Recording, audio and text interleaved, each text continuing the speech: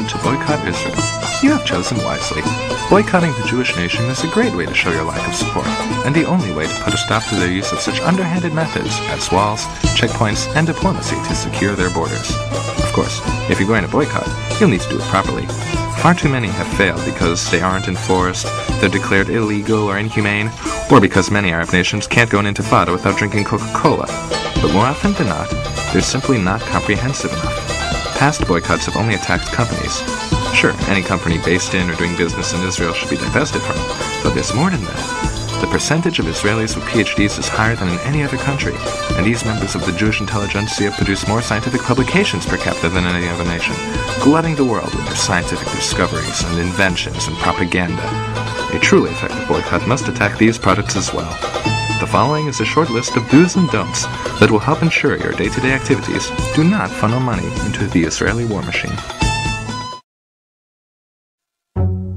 When buying a computer, be sure to buy one that does not have an Intel microchip or microprocessor, as these were invented in Israel. This includes all laptops made in the 20th century. Do not use a computer running the Windows NT, XP, or Vista operating systems developed by Microsoft Israel. Likewise, do not use the latest version of Microsoft Office. Once you've set up your Xeon-free computer, be sure to disable all firewalls and virus protection software, which the IDF invented to stop freedom-fighting hackers. Do not use cell phones. These were invented in Israel, and with every call you make, the Jewish nation gets wealthier.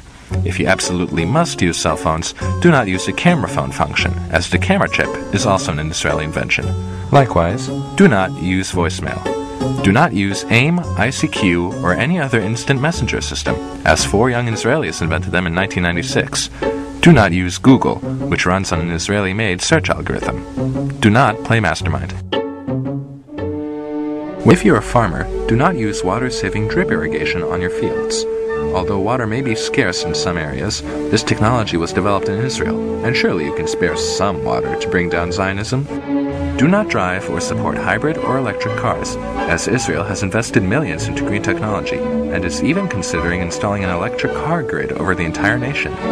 As an added bonus to driving inefficient vehicles, much of the extra money you'll be spending on gasoline will go to fund freedom fighters like Hezbollah and Al-Qaeda. Do not live in areas that get their electricity from solar power plants, as many of them were invented or even installed by Israelis. If you live in the Mojave Desert area of Southern California, you may want to consider moving.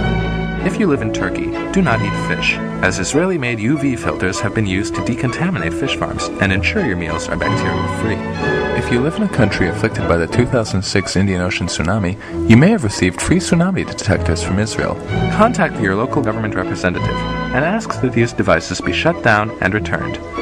If you are involved in street gangs, organized crime, or freedom-fighting groups yourself, do not use Uzis or Desert Eagles. There are plenty of American-made weapons easily available to aid in your elimination of the Jewish state and its inhabitants.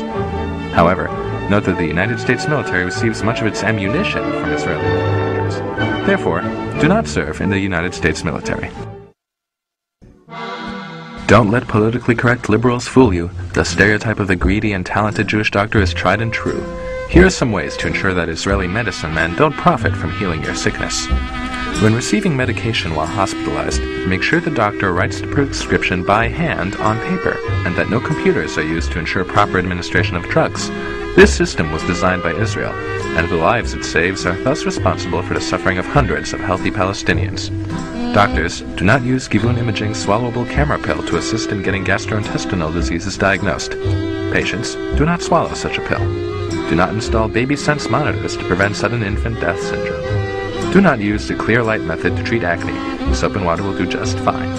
Do not use the drug Copaxone to fight multiple sclerosis. Soap and water will do just fine. Women, please insist on using methods that require radiation for diagnosing breast cancer, as the fully computerized radiation-free alternative is an Israeli device. Doctors, do not inform your patients of the existence of this alternative. Do not donate money or blood at drives organized by a branch of the International Committee of the Red Cross. In 2006, they accepted Israel and Magen David Adom into their organization, despite the valiant efforts of Red Crescent to prevent this over the years. If you develop a heart problem, insist that your medical practitioner not install cardiac stents to keep your blood flowing, or use a new device that helps to heart pump blood, or any other treatments, as many have been developed by Israelis. In fact, it may be preferable to eat right, exercise, and avoid smoking to ensure your heart will stay healthy, and to ensure no Jews get a chance to profit from saving your life. If your children have heart conditions and you cannot afford surgery to save them, do not let Israeli charitable organizations like Shevet Achim or Save a Child's Heart provide them with free medical treatment. Though they will fly your child to Israel and have cardiologists operate on him or her there, and though they offer this service to all children, including those in Arab nations and Palestine, you must be stronger. This is how they install Zionist propaganda in your hearts and mind that depict Israelis as humanitarian and caring, which you know is not true. 2. Buy conflict diamonds. Israel was the first nation to adopt the Kimberley process to ensure diamonds do not come from conflict regions. By buying blood diamonds, you are making a political statement against the actions of the Israeli government, as well as a fashion statement of looking stylish. Lastly, if you are a survivor of Hurricane Katrina, floods in Romania, the Southeast Asian tsunami, the war in Kosovo, famine in Ethiopia, and the earthquakes in Turkey, India, and El Salvador, or if you live in Sri Lanka or the Palestinian territories, you may be alive due to humanitarian aid from the Israeli government paid for by taxes on Israeli citizens or from the actions of Israeli charities like Brotherly Covenant, Latet, or Israel. Please kill yourself.